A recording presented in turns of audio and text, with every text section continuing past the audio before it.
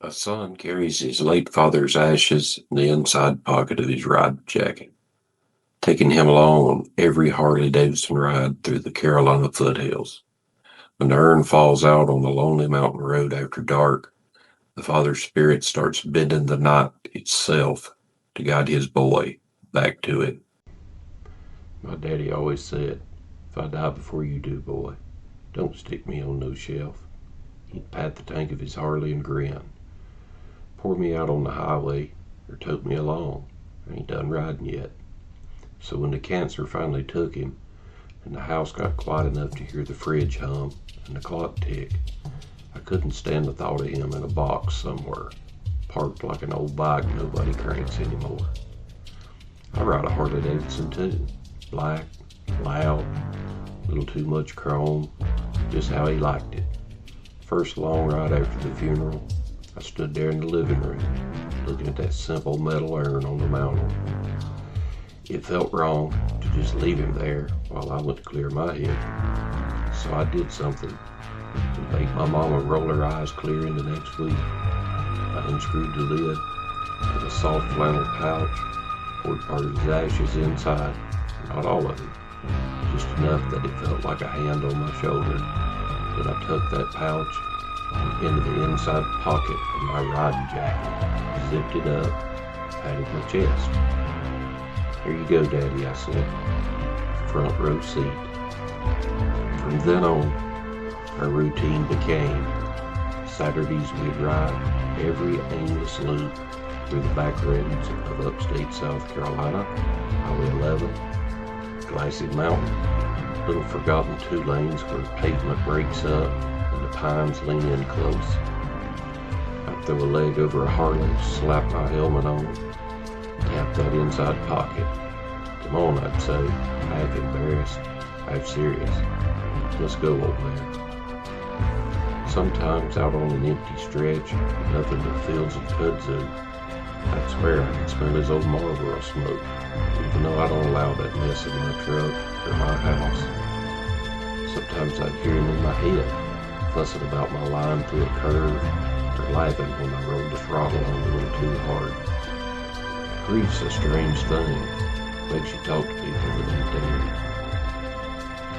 I kept him in that jacket pocket for months. Rides on Saturday, church on Sunday, work all week. That pouch and that pocket were the only things of his that felt truly mine. I thought I'd found my way to live with losing him. Turns out, I was wrong. I hadn't even begun to understand what still riding with Daddy really meant. Not until the night I managed to lose him all over again. On a dark mountain road where no sane person should be parked, walking along the shoulder, calling for that flannel pouch. You never forget the day you bury your daddy, especially when it's been the reason you threw a leg over a Harley in the first place. We sent him off the old-fashioned way. Family, friends, a few bikers from his riding days, black vests over dress shirts, chrome shining in the church parking lot. The sanctuary smelled like lilies and worn leather. The preacher said his piece, tried real hard not to cuss when he talked about Daddy's colorful vocabulary and rough edges. My sister cried. Mama sat stiff and straight like a fence post about to snap. I just stared at the urn. I set it on a little table up front, like some kind of polite decoration.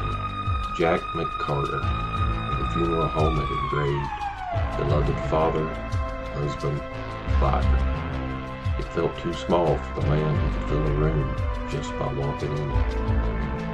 After the service, a couple of boys from his riding group come up to me one by one, gripped my hand hard, looked me in the eye. "You keep him with you," one of them said. "He ain't a setting type."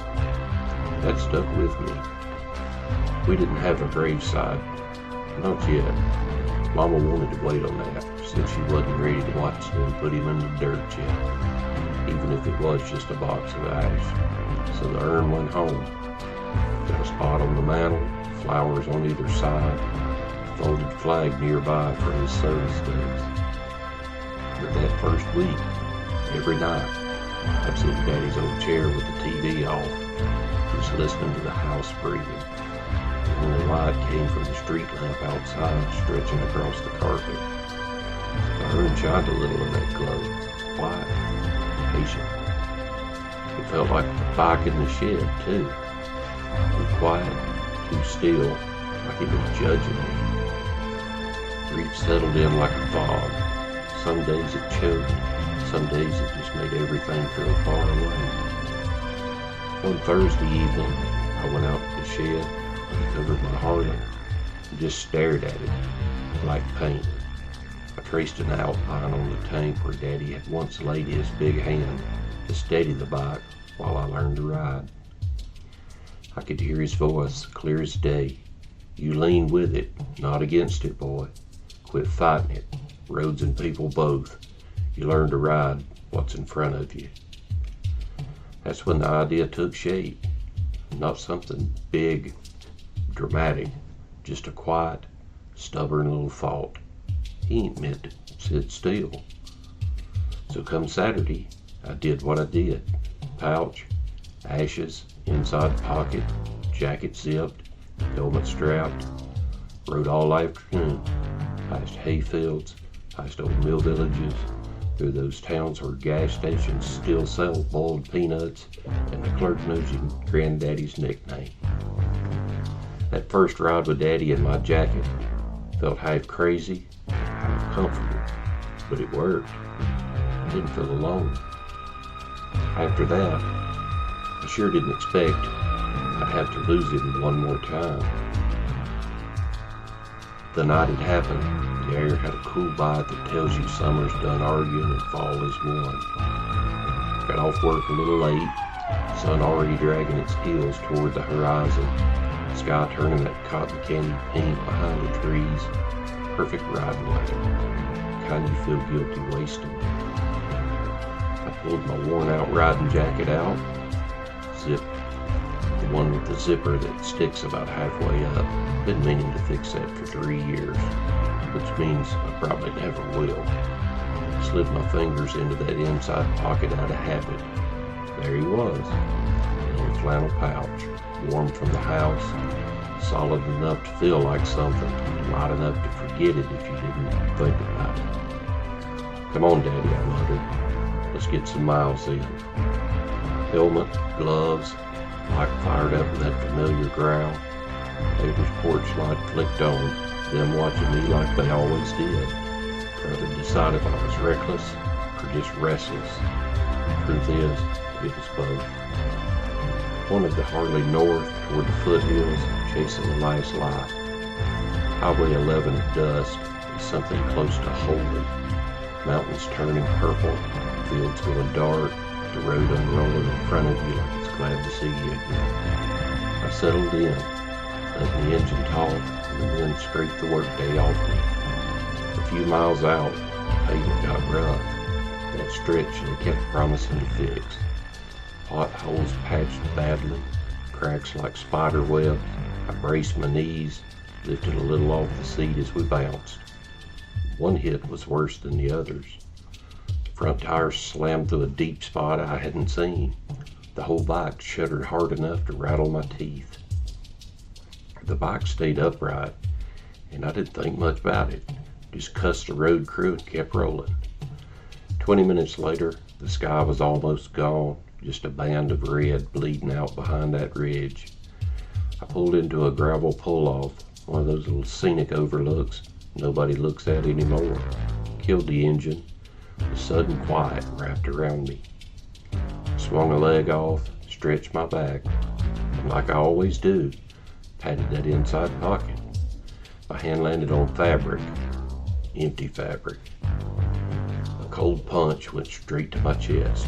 I shoved my finger into that pocket, all the way down to the seam. Nothing, just lining and a tiny hole I could feel at the tip of my pinky. No! My voice sounded hollow in silence. I checked again. Other pockets, jacket, jeans, inside my hoodie. I even looked on the ground at the bike, like that pouch might have magically hopped out and waited politely to leave at my feet. Nothing. My heart started pounding. The overlook felt plain wrong. Sky too dark, trees too quiet, even the crickets seemed to hold their breath. I zipped that useless pocket up like that would help, then unzipped it, hands shaking. "Daddy," I whispered, feeling ridiculous and desperate at the same time. "Where'd you go?" Somewhere between my house and this pull-off, that pouch had fallen out. My father's ashes were laid on the road, alone in the dark, and I had no idea where. Panic hits different when it's not about you. When it's about somebody you already lost once, somehow managed to lose again, it turns into something sharp and bright that through every thought. I yanked my helmet back on, fired the Harley up, whipped out the gravel lot hard enough to spray rocks. Headlight caught a cloud of dust, then blacktop. "Think, idiot," I muttered to myself. "Where'd the road get rough? Where'd you feel it?" Trouble was, the ride out had been a long blur of work, stress, and habit. I hadn't been looking at the road. I'd been running from my own head.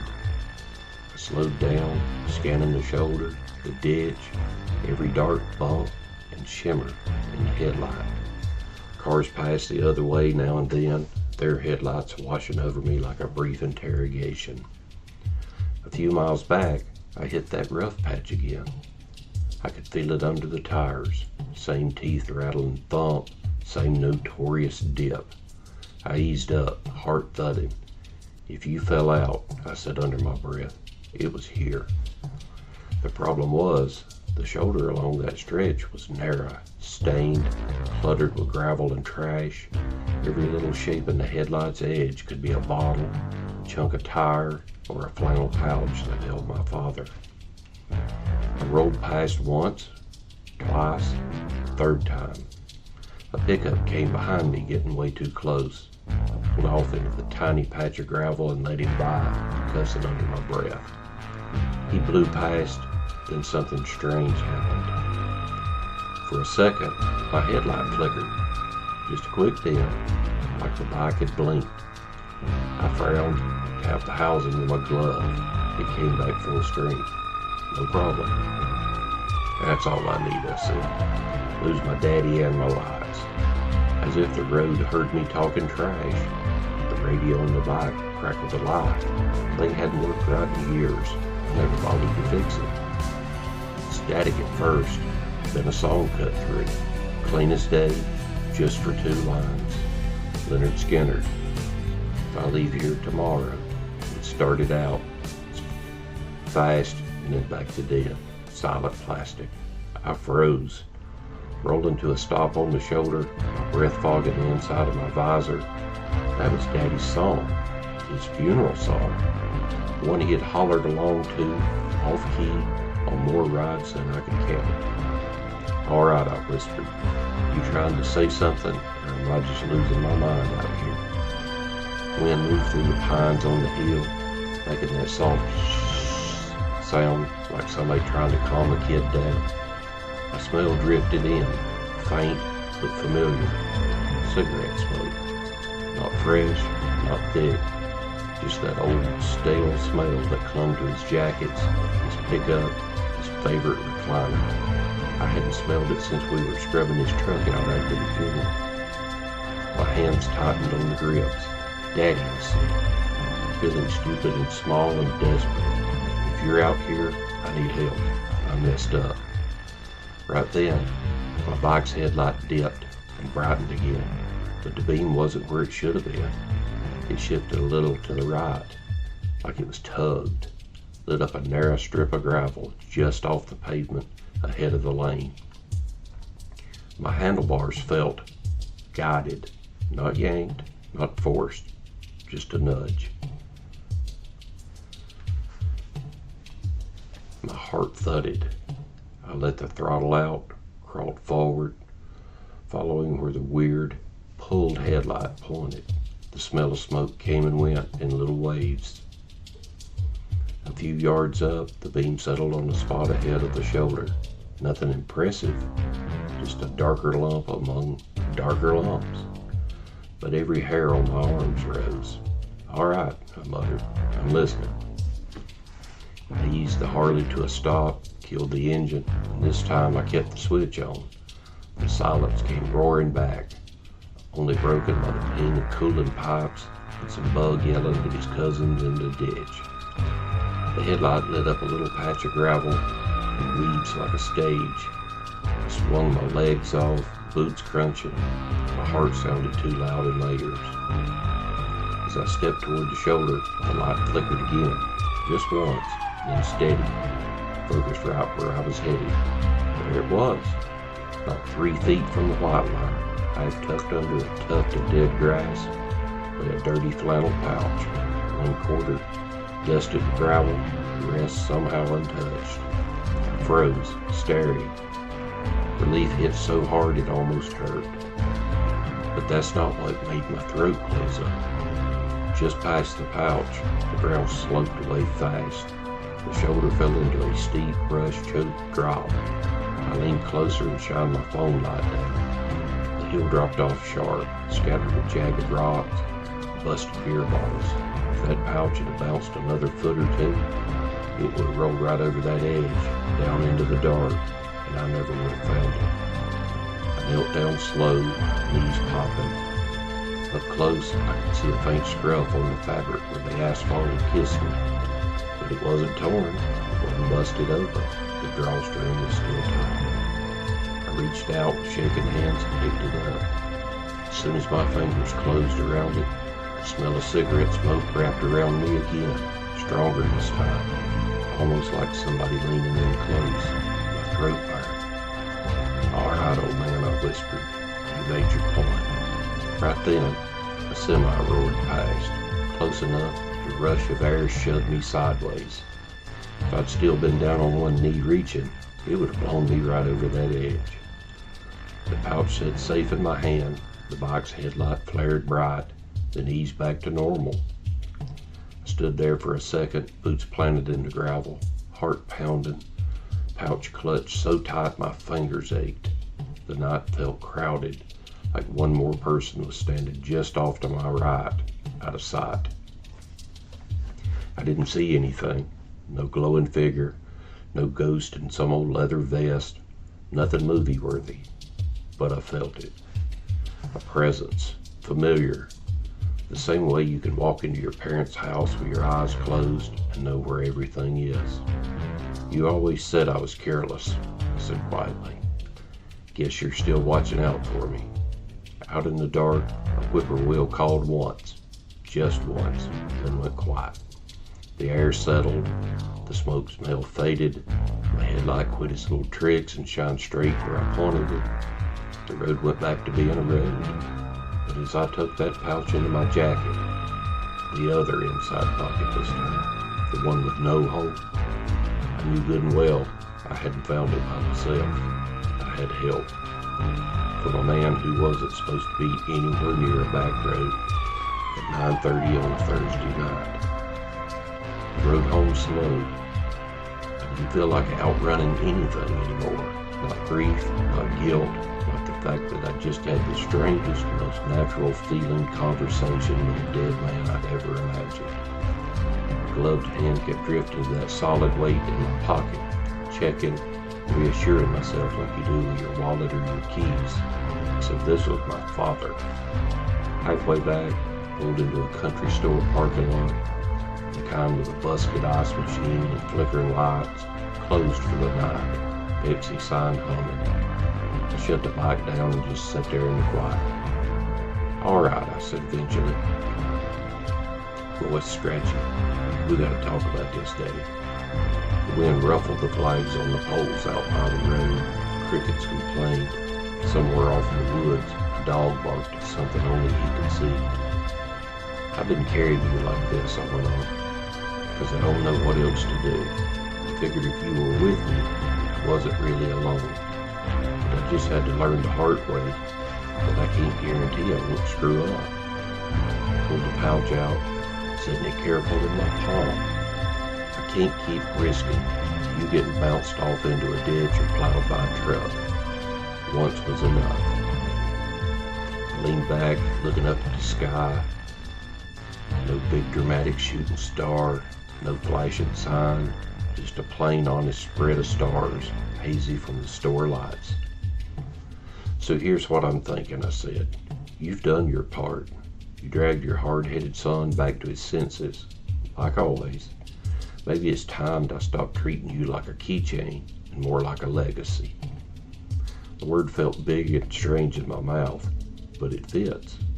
I pictured all the places we had ridden, all the spots Daddy had pointed at and said that'd be a good place for a man to sit and think.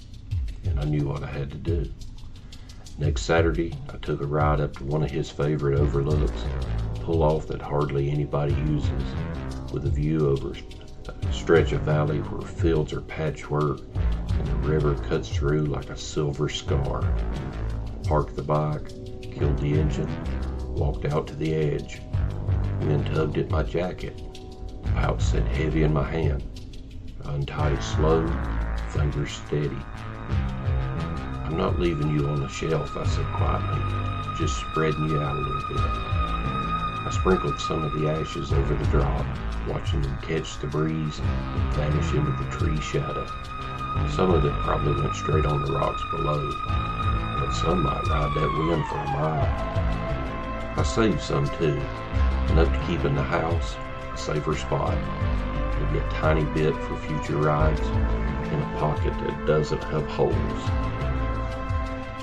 This'll have to do, I said. You're in the wind, on the road, and at home, just like you always were. For a second, I felt a hand on my shoulder, heavy, familiar. It might have just been the wind, it might have been nerves, it might have been nothing at all, but I smiled anyway. Thanks for the assist the other night, I added. You still got better road sense than me. I swore I heard a chuckle, not out loud, just somewhere behind my ribs where old memories live. Folks like to say that when somebody dies, you move on. Truth is, you don't. You move with it. You learn how to carry them without dropping them. Sometimes that looks like an urn on a mantle, sometimes a folded flag. Sometimes it's a Harley-Davidson humming under you with the ghost of your daddy's life driving shotgun. Every now and again, if you're stubborn enough, careless enough, and loved enough, it looks just like a headlight that turns all by itself, and a song that plays on a dead radio just long enough to drag you back to where you ought to be. These days, I still talk to him when I ride. I still tap my jacket before I start up the bike. Not because I think I got every grain of ash tucked safe, but because I know better for now. He's not just in my pocket. He's in the road. He's in the air.